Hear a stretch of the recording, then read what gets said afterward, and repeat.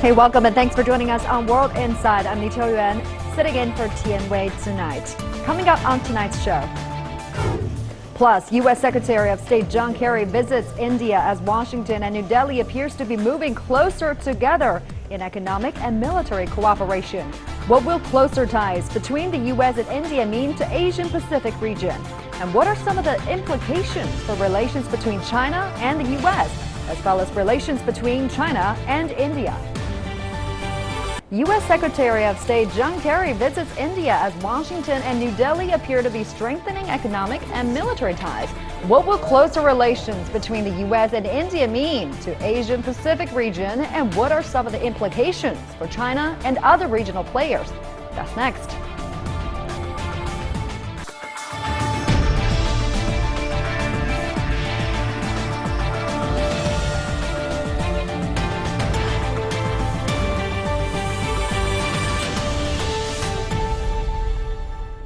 Welcome back. Now we turn to New Delhi. U.S. Secretary of State John Kerry arrived in India on Monday. He started a three-day visit to India and co-chaired the Indo-U.S. Strategic and Commercial Dialogue with the India Foreign Minister Sushma Swaraj on Tuesday. The Strategic and Commercial Dialogue is the main bilateral forum for advancing shared security and economic priorities of the United States and India. Now, Kerry is scheduled to meet Indian Prime Minister Narendra Modi on Wednesday. Before our discussion, here's more about the dialogue. Indo-U.S. ties. U.S. Secretary of State John Kerry arrived in New Delhi to participate in the second Indo-U.S. Strategic and Commercial Dialogue, which was held on Tuesday. Officials from the United States and India were scheduled to discuss a visa and totalization agreement and to deliberate on ways to promote innovation and entrepreneurship. The talks were elevated to the level of a strategic and commercial dialogue during the visit of U.S. President Barack Obama to India in January of 2015. The first SNCD was held in September of 2015 in the United States, which identified the focus areas of strategic and commercial cooperation. The two countries enjoy a thriving trade and investment relationship. U.S.-India bilateral trade increased to $109 billion in 2015. That's up from $37 billion in 2005. Meanwhile, last year, U.S. investment in India reached more than $28 billion, and Indian investment in the United States was more than $11 billion. And Indo-U.S. ties are not only working on the economic side. On Monday, India and the United States inked a long-discussed defense logistics support agreement, which gives both sides access to each other's land, sea, and naval bases for repair and resupply.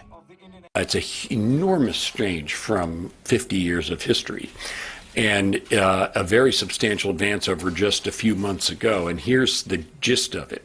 It will allow the United States and India to cooperate, which, speaking from the U.S. point of view, in a way that we do only with our closest and most long-standing allies. In recent years, the Obama administration and the Modi government have valued each other a lot. But this warm relationship, especially in military cooperation, might raise geopolitical consequences in already tense Asia. Now, for more on U.S.-India ties, we're now joined in our Beijing studio by Mr. Ye Hailin, Director of the Center for South Asia Studies in the National Institute of International Strategy at the Chinese Academy of Social Sciences. In Washington, D.C., we have Lisa Curtis, Senior Research Fellow on South Asia at the Heritage Foundation. She is formerly a Senior Advisor at the State Department and a diplomat at the U.S. Embassy in India. And also joining us in New Delhi is Mr. Madhav Nalapat. He is UNESCO's Peace Chair and Director of the Geopolitical and International Relations Department at Manipal University. Welcome to you all. So last year, India and U.S. decided to merge their strategic and commercial dialogues into one single platform. Let me start with Professor Ye first. What are the advantages of India's markets for the United States, and what kind of this cooperation will bring to India? My understanding actually is to conclude President Obama's Indian policy to this year. So it has to get some harvest. Actually, for the last 8 years, Indian-U.S. relationship get a lot of achievements, and this is only one of them. I think in the perspective of the United States, India is not only means a very huge potential market, but also has some strategic value. That's the reason why they go to both ways, security and economics. And Ms. Curtis, your thoughts on this? Well, I think India's market has a lot of advantages for the U.S. And one of these is the sheer size of its middle class. There are many opportunities for exports. In fact, U.S. exports to India create hundreds of thousands of jobs here in the U.S. The fact that India is a democracy and there's relative political stability there, that's also an advantage. And I think the fact that Prime Minister Modi has shown that he prioritizes reform of the economy. He may not have been able to move as quickly as people had hoped, but he certainly is moving in the right direction when it comes to making those reforms. And one example is the passage of the GST, the Goods and Services Tax Bill, that was passed through the Indian Parliament recently. So that's moving in the right direction.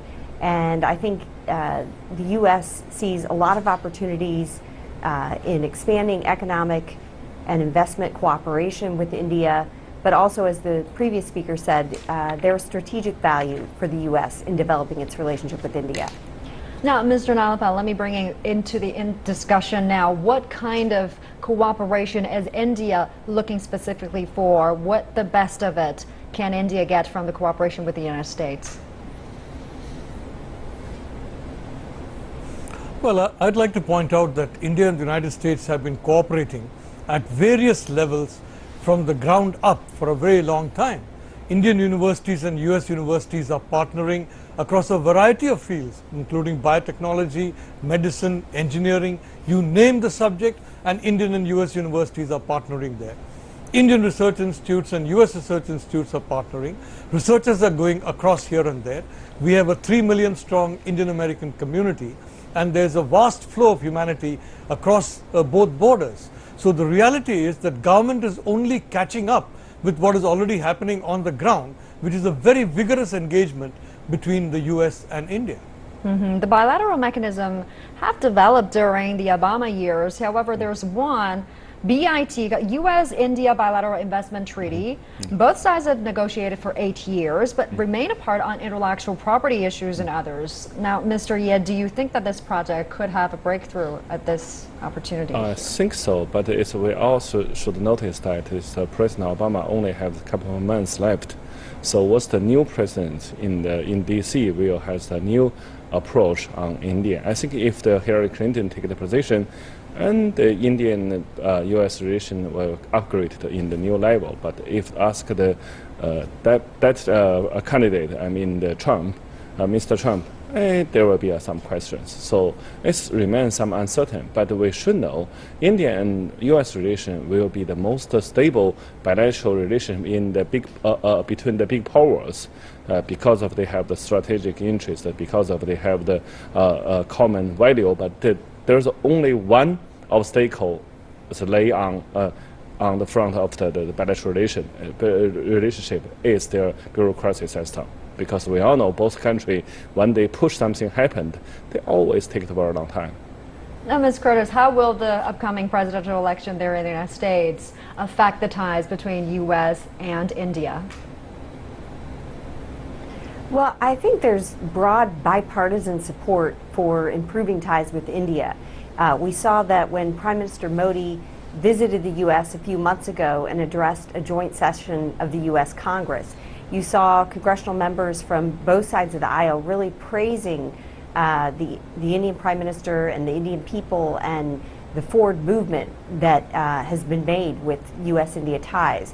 So I think whoever is elected in November here in the U.S., I think they will continue the momentum that President Obama has started with the U.S.-India relationship. And we see a commitment to that relationship from India as well under Prime Minister Modi. So I'm pretty bullish when it comes to the continuation of the U.S.-India relationship. And I think there are strategic imperatives from both India and the U.S. They see value in this relationship. They see value in working together, whether it be naval cooperation. You can see this with the recently completed logistics agreement that was just signed here in Washington, D.C. This shows that both sides put real value on the relationship. They have strategic reasons for wanting to grow that relationship. And I see that continuing into the next administration, regardless of who is elected. Now let's talk about that logistic agreement. Now this is considered a milestone in the ties between U.S. and India military. However, many also point to the fact that this agreement will irritate China, Pakistan, or even Russia. So Mr. Nalapat, I want to get your thoughts on this. What's in it for India? Well, I'd like to point out that this is a fairly routine agreement that's been signed by the United States with a large number of countries. As far as China is concerned, China has very good relations with both Pakistan and India. And I would like to remind everybody that Pakistan has signed very many more agreements with the United States than India ever has or intends to do. I mean, Pakistan is hosting US troops there. Pakistan has been serving US as bases and various other activities. And nevertheless, there's a very strong bond between China and Pakistan. So we are quite certain that our friends in China will understand and appreciate the reasons why we are signing this agreement, and I think other agreements in the future with the United States. And I'm sure they'll agree that these are not agreements designed to create tension. These are agreements that are designed to ensure that there is synergy between these two countries in the fields of technology and the fields of global security. Mr. Ye, what do you think of what's just been said? In this point, I agree with Professor Nalapat. Actually, we all know there's agreements between India and the U.S. It's not comparable with the agreements between the U.S. and another alliance, because all the agreements, there's a one principle between the between the India and the U.S. They have to handle the case by case. That means they won't be spontaneously access to the Indian military base by for the American Navy fleets or another military mechanism. So this means it's not a formal military alliance, only some engagement or cooperation. So in this part, I don't think that we have enough reason to see or to foresee these two countries will go into some alliance. So far away to say that. But between China, between U.S. and Australia, between U.S. and Canada, we can say these are formal military ties. But for India and the U.S., we still think India will value his independence. So I don't think India will so eager to jump into the military ties with network with the United States far away. So you still think this is far away from a former military alliance? And I even don't think that's the intention of the Premier Modi. I don't think the India has the policy that to be the member of the United Military Alliance. Ms. Curtis, for the United States, it seems like Pentagon has made closer military ties with India a priority. I mean, last year established a special unit within Pentagon just to promote cooperation with India, and this is the sixth high-level interactions between two top defense officials. What's the thinking behind this? Because many say that Washington has deliberately wooed New Delhi to become its quasi-ally. What do you think? Well, I think it is true that under Defense Secretary Ash Carter, we have seen tremendous movement on the U.S.-India defense relationship. Really, defense ties have been at the heart of the improving U.S.-India relationship over the last 2 years. And I would credit Defense Secretary Ash Carter as well as Indian Defense Minister Manohar Parkar. They've actually met 6 times in the last few years, and they have made tremendous progress. And Ash Carter has put priority on the India defense relationship since he was Deputy Secretary of Defense. It was under him that the Defense Trade and Technology Initiative, the DTTI initiative, was established 4 years ago. And this is the initiative that seeks to break down bureaucratic obstacles to furthering defense trade.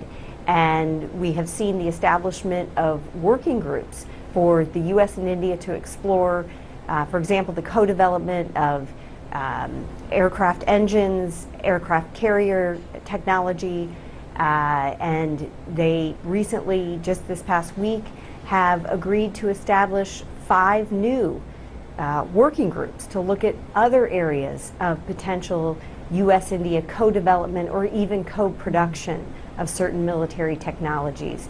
So yes, the U.S. has very much wooed India in terms of improving defense cooperation, but also, you know, India has responded under this current defense minister.